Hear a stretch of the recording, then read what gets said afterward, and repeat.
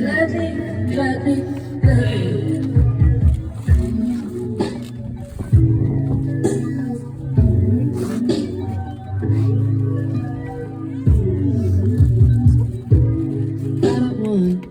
Sounds so serious. You are taking me away from all this hate.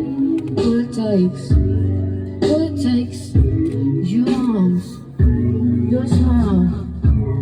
I let you it to me, closer than I've ever been.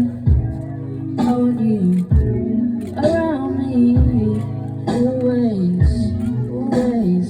All I want is you. I love you, daddy, daddy, daddy. All I want is you. Jason, we've done our best. She's all yours now. Godspeed and don't screw it up.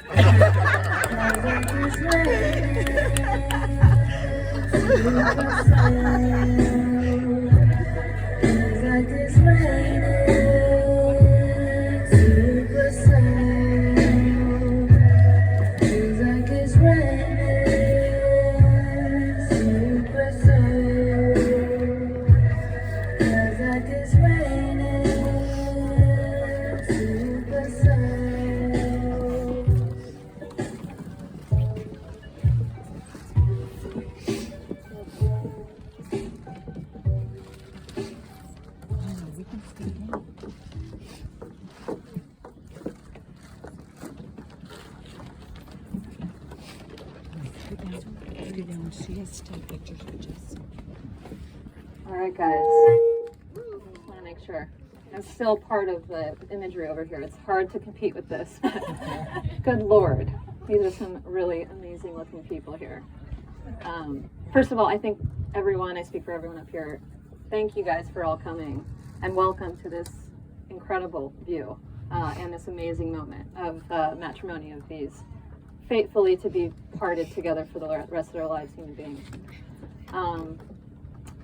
Also, I just want to note, I know it's not very easy to travel these days, so I know everyone came from very, very far local destinations, and I think, again, I speak for the whole group up here, thank you so much for making that trip and enjoying this moment with both Jason and Monica. Wouldn't want to miss it for the world, that's for sure. I'm honored to be here. I know you all are too.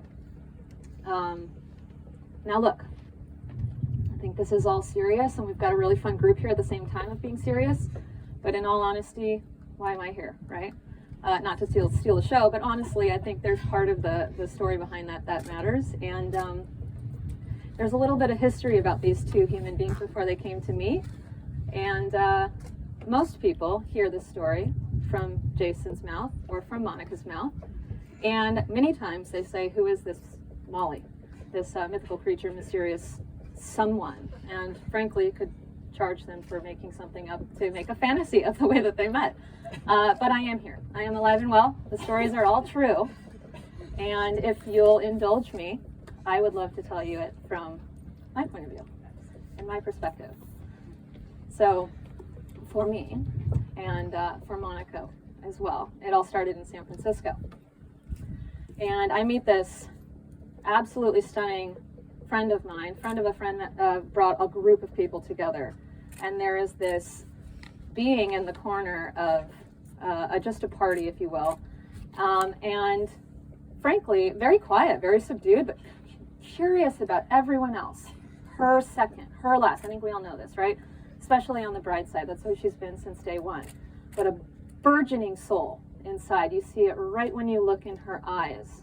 And I did too. And of course, one of the first things I noticed that I cared deeply about was, we can all say it together here, and we'll all scream it loud for Elizabeth to hear. Go blue. Go. Right? Yeah. We'll have more opportunities for that to be screamed from mountaintops throughout the night, so that's round one. But yeah, I think you get to know Monica, and as I did, and you saw this very boisterous soul that's just underwhelmed. maybe understimulated in her current state of affairs. And that we'll chalk up San Francisco to that. She chooses to move to to Los Angeles, which I have familiarity with, being from there. And I'm like, yes, this beautiful human being has so much ahead of her, and I'm so excited for her to seek that out. Of course, I decided to follow suit and move down to San Francisco. Wow, so many places I have worried my travels with, but Los Angeles myself.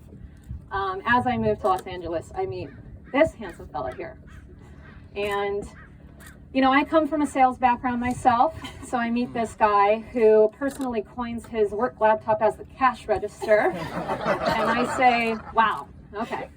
And I've seen them all, folks, from New York to LA to San Francisco and back. And this guy was like, all right, and aptly named, right? He's a masterful salesperson, okay, let's be real.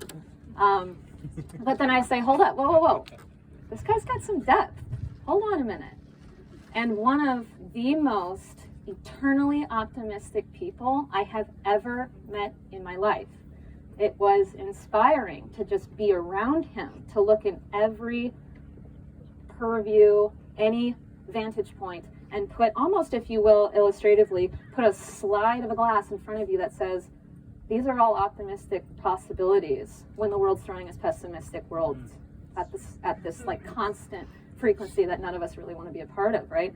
And he just has this ability to light that fire in the entire environment and everyone around him. And I was fascinated by it. And, we became fast friends, right? That's, how do you not? I was very honored to even be in the presence of this, cash register of a salesman. And it's almost like he had this drive and this determination with such an impact of empathy for people and humans and life, and just exploring life tremendously. So we have a love for music. I think that's like naturally, condensed into who Jason is as a person, even the description I just gave. And so we just go on concerts, right? You guys read this, you all know this story, but on the website you could have read it, on your invite you could have read it.